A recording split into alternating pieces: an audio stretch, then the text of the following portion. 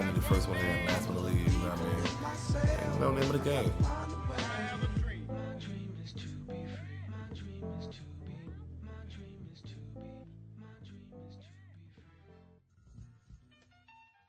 At this time, I would say about 6 years ago, probably 7 years ago, whatever.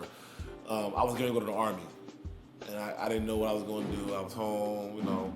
I think at the time I was playing pro basketball in the USBL, and the ABA and the EBA, and then when we bring it, like, you know what I mean.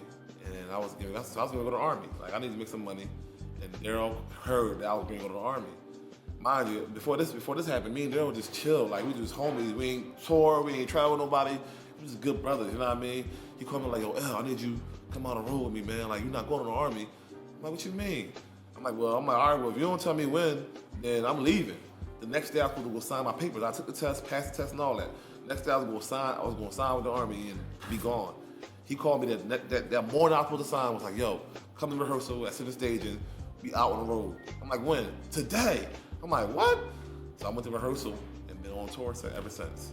So Daryl opened that door for me to experience a whole new life I never even knew. I always knew my brother be on the road and all that, man, but I never made so much money in my life, never met so many people, so many great people, rich, amazing celebrity people, period. You know what I mean, in my life. I never did none of that. Daryl opened the door, man, and he gave me a lot of knowledge. Like, you know what? I can open the door, man, but that's what you do when you get here. That's going to solidify you in this game. So he opened the door. He cracked that joint open, and I kicked that joint down. I'm here now, you know what I mean? So, and I'm just so blessed to be here, man.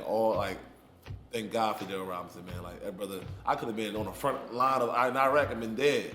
Like, so he kind of saved my life, man. Like, and I really much love and respect to my big brother, Daryl Robinson. He's one of the baddest drummers, one of the best fathers in the world. He's an amazing father. I don't care what anybody say. He's like the father of fathers. Like, that's my bro. Good person, good dude, good heart, man. And much respect to Daryl Robinson. I met him after he was hired to be a stagehand on my tour. I was a backline tech for NERD, and I also doing security, helping with security. This is my man Ben, who is Pharrell's main bodyguard. We were opening up for Erykah Badu on Out My Mind Just in Time tour. Out My Mind Just in Time. That would be about 3 years ago.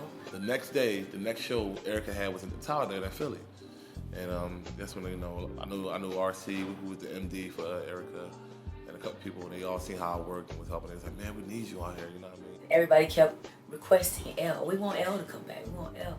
We need L. And she seen how I move, you know, as far as security and L know what he doing. backline tech and, you know, just helping out, whatever.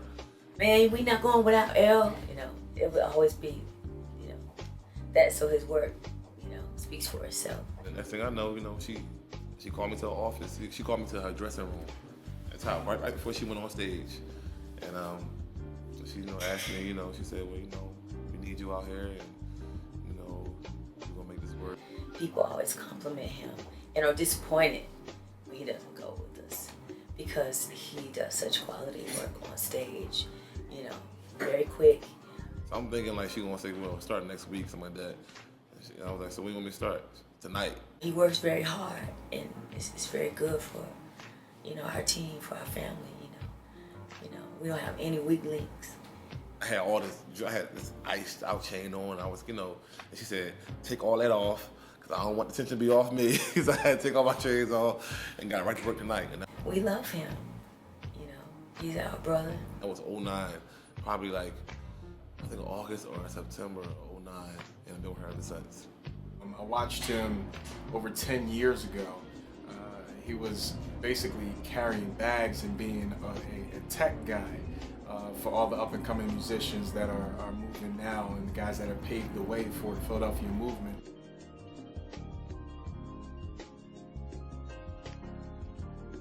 Normally, you know, my job is to be the fixer. Like, whatever's wrong, bottom line is the show must go on. So I gotta figure out how to make it work. You know what I mean? Me, the production manager, front of house guy, monitor guy, the team, the crew. You know what I mean? We got to figure out how to make it work and make it work. Because Erykah don't want to hear about all the crap that's going on all day, all she want to come on stage and get that same vibe she got the night before, and the night before that, and the night before that. You know what I mean? So most times people have no idea the hell crew goes through. You know what I mean? Just to create a show. Besides being probably the strongest dude I know, he's in the gym every damn minute that he's not doing music. He's also strong mentally. A lot of bodyguards that I know and I've seen, you know, very aggressive and bumping people, pushing them out of the way, and you know what I mean? It's like, you know, my motto is to respect people. First and foremost, don't get on his bad side. He is like the big brother you have never had, and then some. He will make sure things is right, and if somebody get out of line with you, you can best believe that he's gonna take care of that too. Security is all about, you know, de-escalating situations. It's making sure the artist is safe. You know what I mean? Keeping the mood calm, respectful, cool, you know what I mean? It's the nature. So if you disrespect somebody off the jump, move, no pictures, you push them out of the way, they want to come back at you. So you're actually initiating the conflict. You know what I mean? So it's all how, you know, it's all how you react to it, your reaction and everything. So people come in, you know, be respectful, talk to them, because they're people too. It don't matter, I don't care if it's an artist or a bum on the street, they are people. And God gave them life like God gave them life. Who is L? Who is Lawrence? That's my real name. Lawrence. First, I'm a father. Period. That's probably the most important thing to me in this world, is being a father. He's a leader. He knows how to pull people and situations together when it's a lot of commotion or things not going right. He knows how to pull everybody together and make it happen. Sorry about that. That's what I live for. Everything is surrounded about my kids, Destiny and Josiah. You know what I mean? I've been blessed with the most amazing kids in the world, man. And, It was a great guy. He's real positive. He's funny. so good, man. Like, I don't know how to explain it. I get emotional when I think about them, because they have saved my life. Like, there's times I've been depressed and ready to commit suicide, and their mom will call me. Their picture would be her mom's number, and then I look at the picture and I would I would stop. You know what I mean? It saved my life a couple times. You know what I mean? So just having kids, man, like. He's always the same, you know, very pleasant, very kind, very peaceful.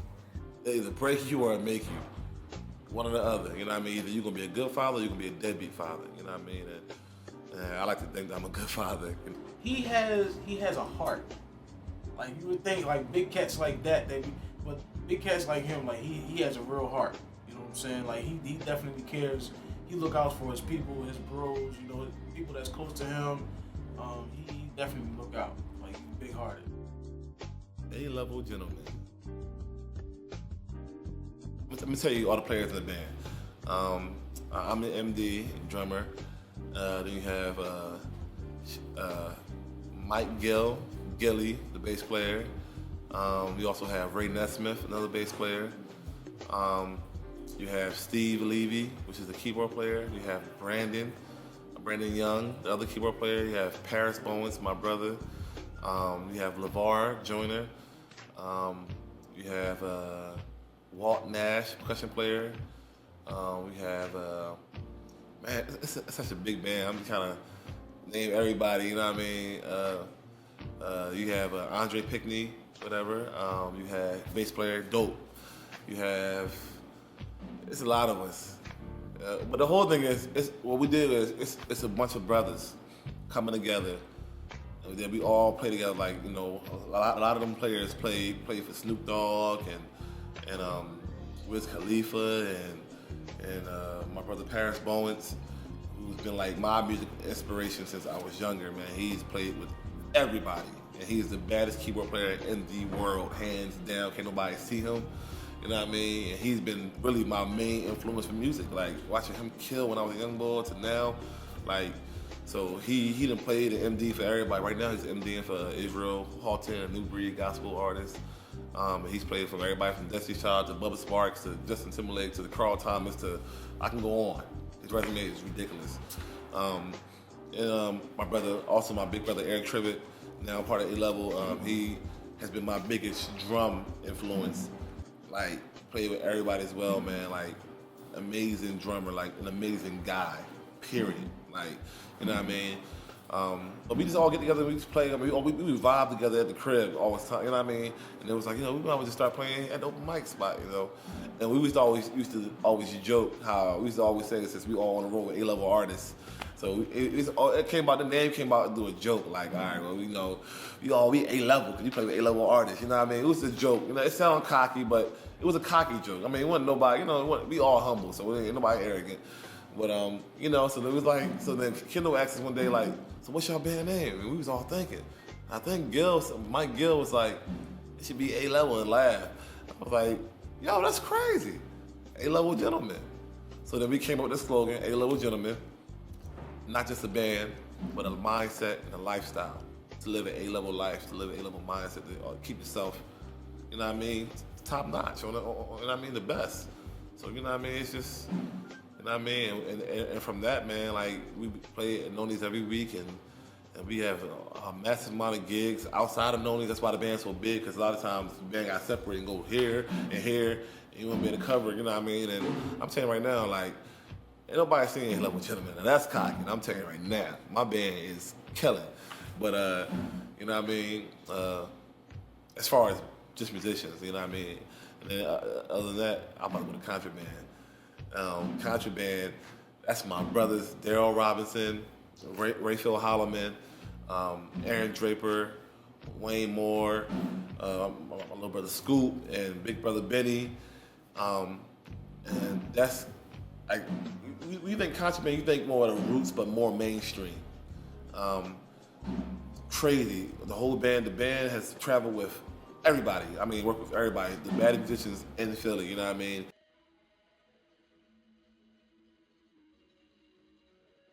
So I was on Facebook, posting up a lot of my friends and family who just live in Philly, whatever. Some jugglers, some, you know what I mean, some was locked up, and I know a lot of people was like, you know, like my uncle would tell me, like, yo, I'm living through you, so keep posting stuff up, because I just love seeing what you're doing, you know what I mean? I love seeing what you're doing, you know, I messed up, and things that I can't do because I'm too old or booked, you know what I mean? So keep doing what you're doing. So I post a lot of pictures up, a lot of videos of me doing stuff, you know what I mean? And it's like, you know, I have a lot of close people, like little brothers I talk to, you know what I mean, on a regular, you know what I mean? It was like, man, it's like, oh, everybody need to hear this.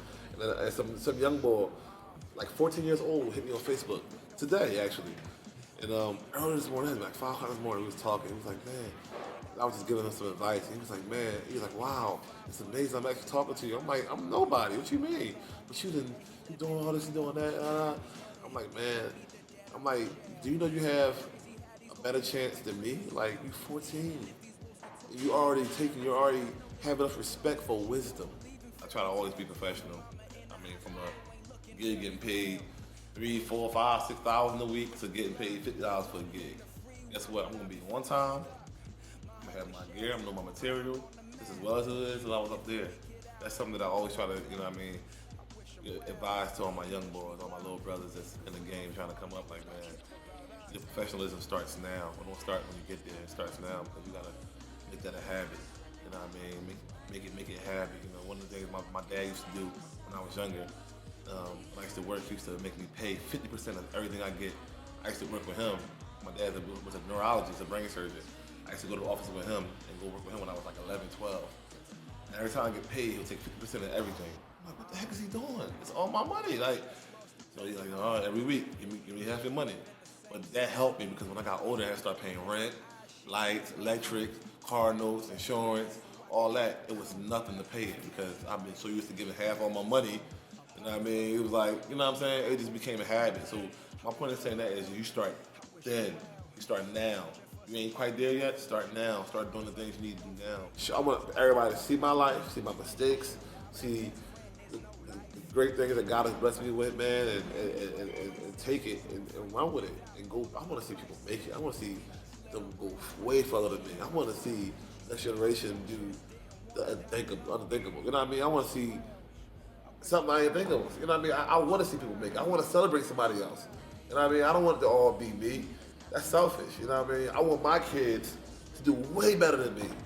You know what I mean? I want your kids to do way better than you, and me too. You know what I mean? I want the best for everybody. Your talent will get you in the door, but your character will keep you there. So I don't care how good you are. If you are an a-hole or arrogant, whatever, you're not gonna get nowhere. You're gonna be right back home sitting down with us. You know what I mean? So it pays to be humble, and it pays to be on point. You know what I mean? Because you just gotta. Life is short. You know what I mean? And you just wanna, all we have as human beings or as a man is your reputation. You know what I mean? Your word. If you're not a man of your word, you showing up late to gigs, or don't got no material, or just, you know what I mean? Or a bad reputation, you done. And thank God, I ain't never think I'd be doing this, ever. I'm from Hunting Park, North Philly, from the hood, you know what I mean? You never think I'd be doing this, you know what I mean? And I ain't that smart, so I tell all my homies, listen, y'all in the corner, I ain't that smart, I made it out, I'm doing something positive, I'm seeing the world and making money that I never thought I would see, ever. I mean, y'all can do the same thing. Sky's the limit, ain't nothing holding y'all back. It's just y'all, I just have the drive not to fail. I don't want to fail in anything, whether it's being a good backline tech, being a good stage manager, being a good musician, MD, brother, son, father, friend. I just want to strive to be best at everything. I ain't perfect, but if I keep pushing, then one day I'll be worth talking about.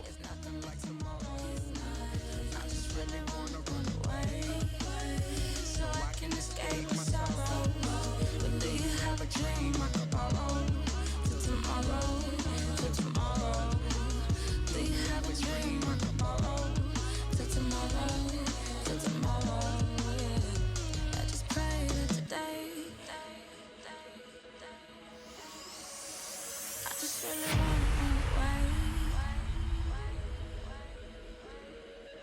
But do you have a dream I could borrow?